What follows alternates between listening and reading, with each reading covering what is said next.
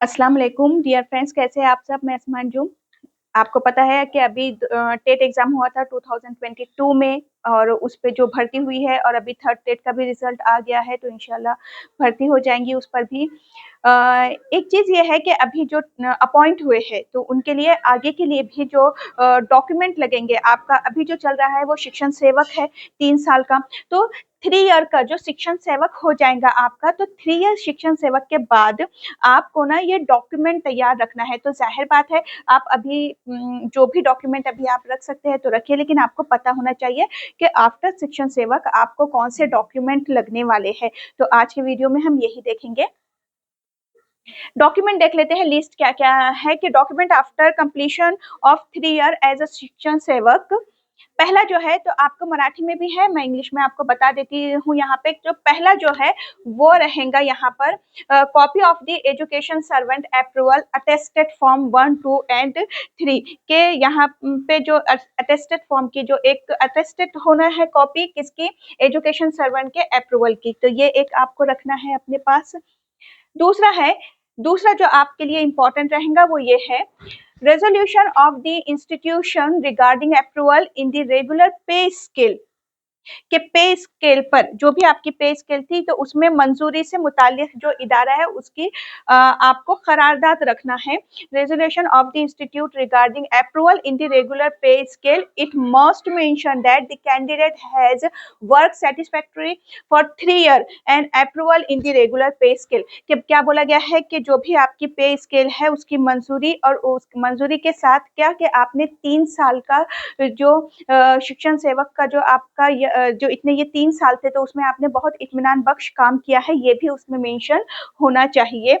Next है recommendation from the headmaster, headmaster की सिफारिश होनी चाहिए। फोर्थ है ऑर्डर रिगार्डिंग द रेगुलर पे स्केल के जो आपकी पे स्केल है उसका ऑर्डर आपके पास होना चाहिए। Certificate stating that there is no pending court case, और आपको एक सर्टिफिकेट लेना है जिसमें बताना है कि कोई भी कोर्ट केस आपका पेंडिंग नहीं है। Attendance report in the regular पे स्केल के जो भी पे स्केल पे आप उसकी अटेंडेंस, आपकी अटेंडेंस रिपोर्ट यानी कि हाजिरी की रिपोर्ट आपकी लगेंगी वहां पे। Attendance certificate and leave detail कि आपकी हाजिरी और उसके साथ आपकी लीव, आपकी गैर हाजिरी की जो रिपोर्ट है वो लगेंगी, जिसमें casual leaves and long leave separately, कि एक नॉर्मल जो लीव है वो और एक आपने लंबी अगर छुट्टी लिए है तो वो भी उसमें मेंशन होंगी।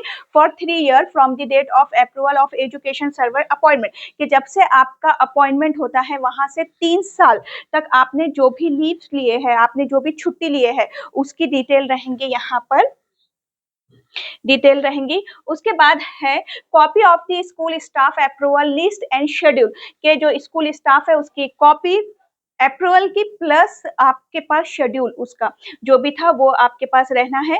9th वाला जो रहेगा वो है कॉन्फिडेंशियल रिपोर्ट फॉर 3 ईयर, के 3 साल की जो आपकी एक रिपोर्ट रहेंगी जो कॉन्फिडेंशियल है, वो रिपोर्ट आपको वहां देना होगी। और लास्ट जो आपको रखना है सर्टिफिकेट अपने पास, if the candidate belong to a backward class, caste certificate and verification certificate.